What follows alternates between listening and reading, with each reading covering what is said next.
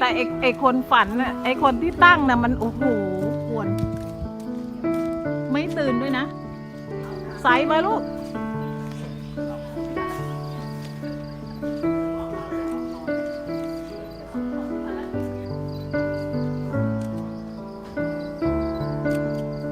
ว่าจะกอหญ้าเก็บออกไปเลย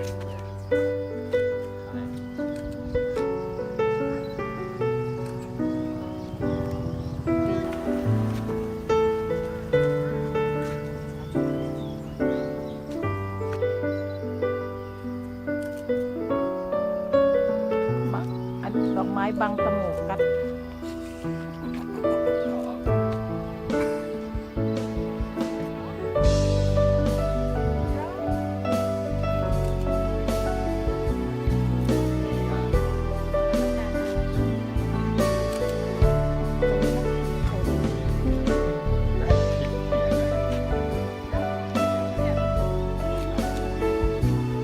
โผล่มาได้ยังไงเขาเปลี่ยนแล้วเขาอ่ะเปลี่ยน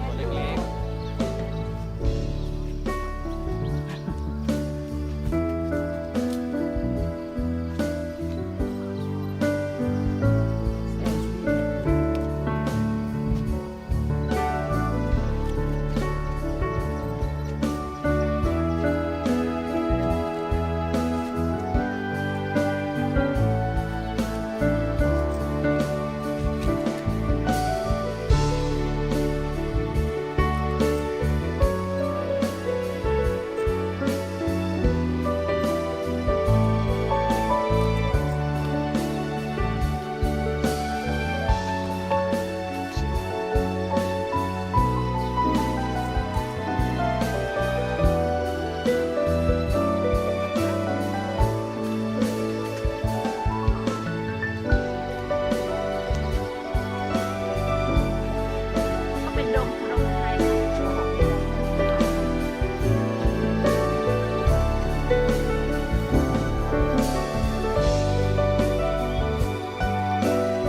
มันงั้นเกินไปเปล่าลูก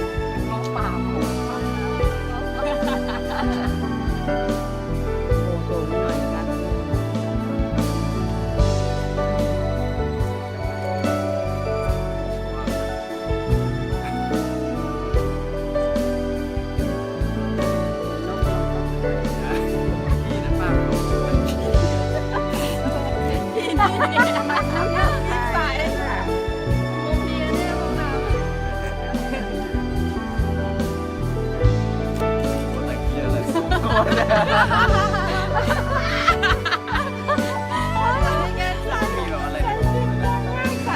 อะไรเนี่ยผูเอาดอกไม้เนี่ยผูเอาดอกไม้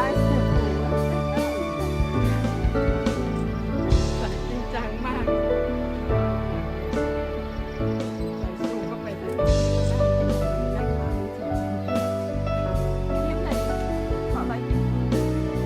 อ้าวเด็ดออกหน่อยดิเด็ดออกน้อยมันเหลือน้อยๆหน่อย ว่าเขาต้องมาปลูก เหลือน้อยๆแล้วก็ทาเป็นง้อป่าเนี่ยติดกระจุกก็ยังดีเลยทำตาวัด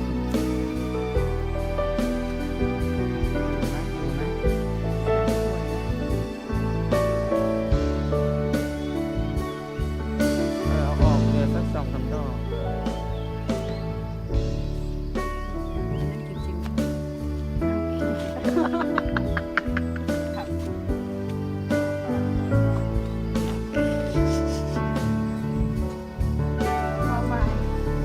กำลังฟักไข่ลังนกเลยเนี่ย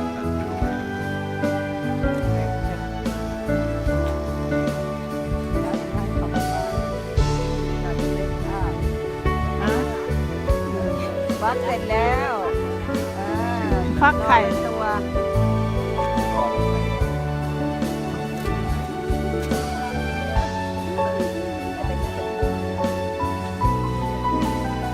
โอ้โหท้องวานนี่เกือบพันอ่ะ สวยคือดอกไม้ก่อน ส่งไปเปิ้ลไปเมื่อวานนั่งส่งบนรถอ่ะ สวยเลยไปเนี่ย